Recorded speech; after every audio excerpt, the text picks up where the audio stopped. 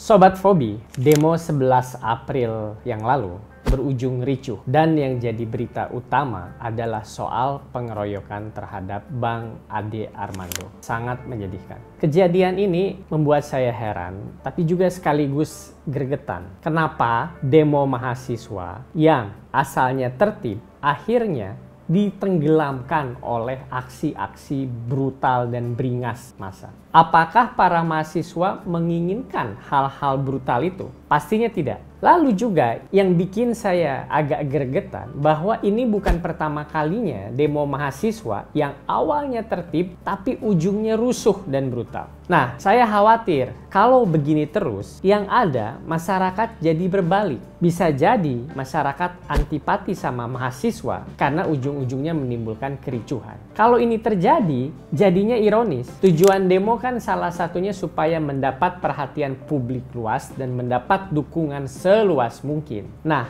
kalau demo malah menimbulkan ketidaksukaan, cemoohan, atau bahkan demo-demo tandingan, ya jadinya salah kaprah, jadinya demokrasi kita berantakan. Di sini saya ingin menyoroti hal yang lebih detail. Kenapa aksi massa damai bisa menjadi ricuh dan bagaimana mencegahnya? Keberingasan massa yang muncul waktu demo minggu lalu itu terjadi bukan hanya pas Bang Ade dikeroyok massa. Ada juga aksi pelemparan batu ke gedung DPR MPR. Bahkan ada satu orang anggota polisi yang sudah disiram bensin, nyaris dibakar. Untungnya ada mahasiswa yang masih sadar dan punya hati nurani dan berani menyelamatkan polisi itu dari amukan massa. Kenapa sih massa bisa menjadi beringas seperti itu? Gimana ceritanya aksi damai ujungnya jadi ricuh? Kok sepertinya mudah sekali menjadi ricuh? Lalu kalau begitu, kalau mau demo apakah bisa damai?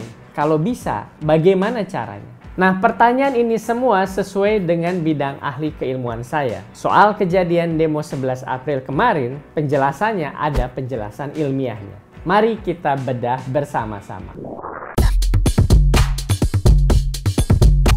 Sobat Fobi, di Afrika ada jenis belalang yang kalau dia sendirian, mereka baik-baik saja, jinak. Tetapi kalau mereka berkumpul dalam jumlah yang banyak, yang besar, mereka tiba-tiba menjadi ganas dan bergerak dalam kelompok yang sangat besar. Jadi belalang ini saat mereka berkumpul terjadi reaksi berantai dalam kelompok ini yang membuat badan mereka dan kelakuan mereka berubah. Kalau sudah berkumpul begini, semua sawah kebun yang ada pasti habis semua dimakan belalang. Bahkan manusia pun kadang mengungsi. Itu terjadi pada binatang, tetapi terjadi juga pada manusia, karena manusia makhluk biologis juga. Perilaku seperti itu namanya perilaku massa atau herd behavior. Jadi di sini kuncinya adalah dalam perilaku massa, perilaku individu-individu ketika mereka sendirian itu sangat-sangat berbeda dengan perilaku massa ketika mereka bersama-sama. Jadi perilaku massa ini terjadi di seluruh makhluk hidup. Untuk kasus manusia, misalnya kita bisa lihat pada saat demonstrasi Black Lives Matter di Amerika Serikat. Pada saat itu ada satu truk yang tiba-tiba menyelonong ke tengah massa yang sedang berdemonstrasi. Kita lihat video klipnya. Kita lihat para demonstran bergerak seperti di komando, kadang ke kanan, kadang ke kiri. Gerakan massa ini seperti mirip ketika ikan sarden menghindari hiu atau ketika ada burung jalak menghindari burung elang. Mereka terorkestrasi seperti ada yang kasih komando. Manusia memang berbeda, bukan binatang. Tentunya berbeda jauh, tetapi secara biologis ada mekanisme-mekanisme psikologis biologis yang kurang lebih sama-sama terjadi. Karena itu, saat banyak orang berkumpul dalam jumlah yang besar, pasti akan ada sesuatu yang terjadi. Misalnya, buat mereka Sobat Fobi yang suka nonton konser misalnya, pasti bisa merasakan energi kolektif massa itu. Atau waktu nonton pertandingan olahraga kita seru rame-rame. Atau bahkan waktu beribadah secara bersama-sama berjamaah. Seluruh agama memiliki ritual berjamaah. Sensasinya pasti beda kalau kita lakukan bersama-sama beramai-ramai. Itu kan yang kita juga kangenin waktu pandemi datang. Kita menjadi terpisah, terisolasi. Kita rindu rame-rame. Karena kalau rame-rame perasaannya lebih semangat dan pastinya lebih seru. Tetapi ternyata Sobat Fobi, penyebab munculnya semangat dan keseruan ini juga bisa menjadi resiko saat ada massa yang berdemonstrasi. Karena keseruan semangat ini bisa jadi kepanikan, bisa menjadi kekacauan. Bagaimana itu bisa terjadi? Inilah fenomena unik yang dinamakan sebagai penularan sosial atau bahasa Inggrisnya social contagion. Jadi idenya sederhana Sobat Fobi, yang menular itu bukan hanya bakteri virus saja, tapi juga emosi atau perilaku manusia bisa menular dengan cepat menyebar dalam sebuah kerumunan. Kenapa penularan sosial ini bisa terjadi? Jawabannya sederhana, karena paling mudah yang dilakukan oleh manusia adalah mengikuti perilaku manusia lain. Ini tidak bisa dihindari, apalagi dalam dunia yang sangat rumit seperti sekarang, kita pun melakukannya. Contohnya, kita akan lebih mau ke restoran yang pengunjungnya rame daripada yang sepi. Karena kita percaya yang rame pasti rasanya enak, kita ikut-ikutan perilaku orang lain. Contoh lain, pernah lihat wave atau gelombang manusia di stadion? Ya, gelombang manusia atau gelombang penonton di stadion ini biasanya dimulai oleh hanya 1 atau 2 penonton saja. Tetapi penonton lain melihat perilaku itu, dan karena perilakunya tidak beresiko dan juga kayaknya seru, maka yang lain pun ikut-ikutan melakukannya. Ujung-ujungnya apa? Ujung-ujungnya penonton satu stadion bergerak membuat gelombang seperti di komando, padahal tidak ada yang ngasih komando. Nah, sayangnya yang bisa menular ini bukan hanya yang seru-seru atau yang asik-asik saja. Kepanikan bisa menular. Waktu konser Astro World tahun 2021 yang lalu, terjadi kepanikan yang menelan korban jiwa. Dan banyak lagi peristiwa lain yang mengakibatkan korban jiwa dari perilaku massa. Jadi perilaku buruk seperti kekerasan, penjarahan juga bisa menular. Bisa kita bayangkan, kalau kita sedang jalan sendirian di depan toko, kemungkinan besar gak akan kepikiran untuk kita untuk menjarah toko tersebut. Tetapi keadaan akan lain kalau di depan kita ada seseorang dan kita sedang dalam berada keramaian dan orang-orang depan kita mulai menjarah toko itu. Di sini ceritanya jadi lain. Menjarah toko tiba-tiba terasa menjadi biasa, tidak memiliki resiko tinggi. Terlihat satu saja provokator sudah cukup untuk mengubah massa yang damai menjadi massa yang rusuh. Parahnya, bahayanya dalam demonstrasi, provokatornya seringkali lebih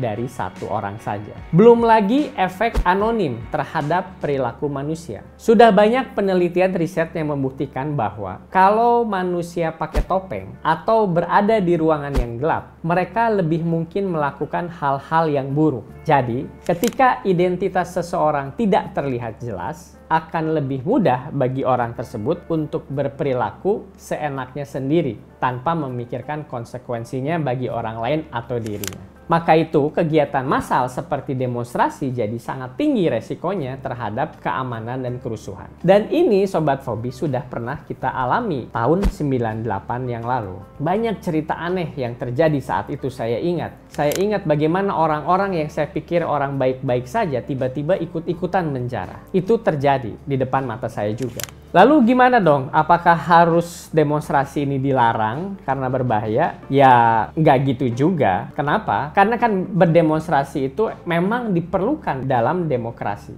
Berdemonstrasi itu memang diperlukan dalam demokrasi. Demokrasi sehat harus ada demonstrasi dan itu dijamin oleh konstitusi. Nah, tapi yang kita harus pikirkan gimana supaya manfaat dari demonstrasi ini maksimal, tapi resikonya minimal. Nah, ini ada langkah-langkah yang bisa dilakukan. Dan salah satunya adalah peran penting polisi dalam menjaga demonstrasi ini.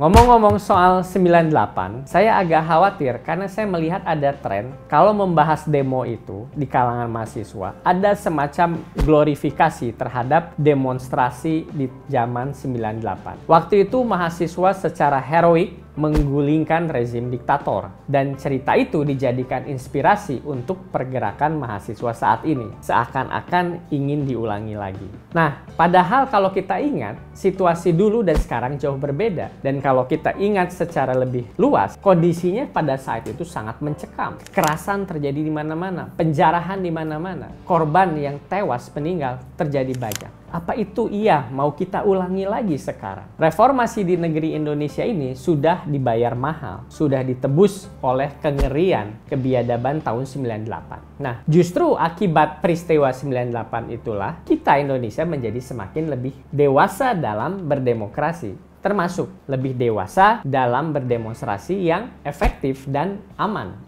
untuk semua orang. Jadi dulu untuk demonstrasi itu memang harus meminta izin. Tetapi sekarang setelah terbit Undang-Undang Nomor 9 Tahun 98, demonstrasi itu hanya perlu memberitahu kepada pihak polisi agar bisa dikoordinasikan pengamanannya. Nah, ini yang menurut saya penting untuk dipahami. Banyak yang suka salah kaprah, terutama teman-teman adik-adik mahasiswa, bahwa kalau mau demo lalu mengabari polisi, maka demonstrasinya akan dicegah, diganggu, atau bahkan digagalkan. Tapi kenyataannya justru tidak seperti itu. Bahkan sebaliknya, tugas polisi adalah memastikan demonstrasi itu berjalan, ya, bukan digagalkan, berjalan, dan dipastikan keamanannya bagi warga yang ikut demonstrasi, juga warga lain yang terkena dampak dari demonstrasi itu. Kenapa perlu dijaga? Tadi sudah saya jelaskan di bagian awal bahwa kumpulan massa yang berkumpul itu punya resiko untuk lepas kendali, apalagi jumlahnya besar dan membawa isu-isu yang sangat emosional. Satu orang saja memulai kekerasan akan sangat mudah mempengaruhi sehingga kekerasan itu menyebar ke peserta demo lainnya.